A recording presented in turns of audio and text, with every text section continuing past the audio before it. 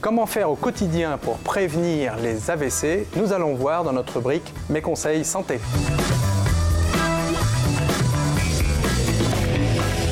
Docteur Trickno-Bagan, bonjour. Vous êtes médecin neurologue au sein de l'unité neurovasculaire du CHU de Rouen, mais vous êtes aussi présidente de l'association France AVC. Est-ce que vous pourriez nous présenter rapidement cette association? Alors l'association France AVC est pour notre région l'association France AVC Normandie. Est une association qui vient en aide aux patients, aux familles. C'est une association qui a pour rôle aussi d'informer le grand public, les médias ou les pouvoirs publics. C'est une association qui va aussi aider à la recherche contre les AVC et puis aider à la formation des médecins, des personnels paramédicaux, etc. Parce qu'il y a besoin de cet incentive, cet aiguillon pour avancer sur l'AVC. Il y a besoin de sensibiliser les gens. Toujours. Alors, tout d'abord, il faut informer le grand public. Il faut absolument que tous nos concitoyens aient le réflexe de faire le 15 dès qu'ils suspectent un accident vasculaire cérébral. Et on l'a vu, réagir rapidement. Exactement. La rapidité de réaction, elle est essentielle dans la prise en charge des AVC. Et puis, c'est vrai que nous avons bénéficié du plan AVC.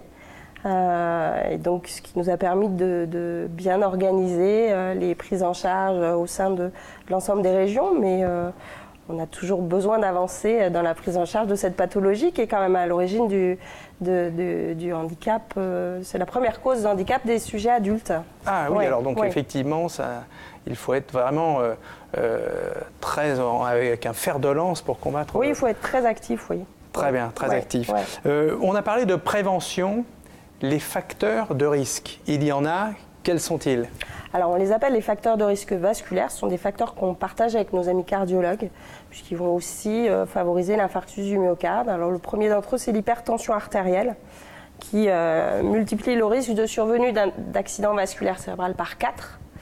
Vous avez également l'hypercholestérolémie, l'élévation du cholestérol dans le sang est un facteur de risque. Le tabagisme est un facteur de risque qui multiplie par 2 à peu près le risque de survenue d'AVC. Le diabète, la sédentarité, tout ceci sont des facteurs de risque qui favorisent la survenue de l'accident vasculaire cérebral ou la récidive éventuelle d'un accident vasculaire cérébral. On retrouve à peu près les mêmes facteurs de risque que pour les crises cardiaques finalement. Exactement. On est vraiment sur le même terrain. Oui, on les appelle des facteurs de risque vasculaires, aussi bien cardiovasculaires que cérébrovasculaires.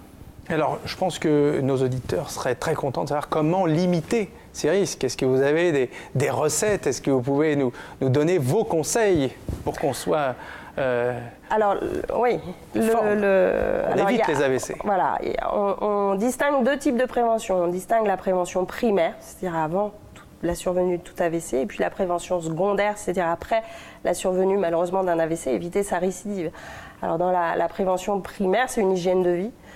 C'est pratiquer du sport, voir son médecin traitant une fois par an, vérifier qu'on ne développe pas de l'hypertension artérielle, du diabète, etc.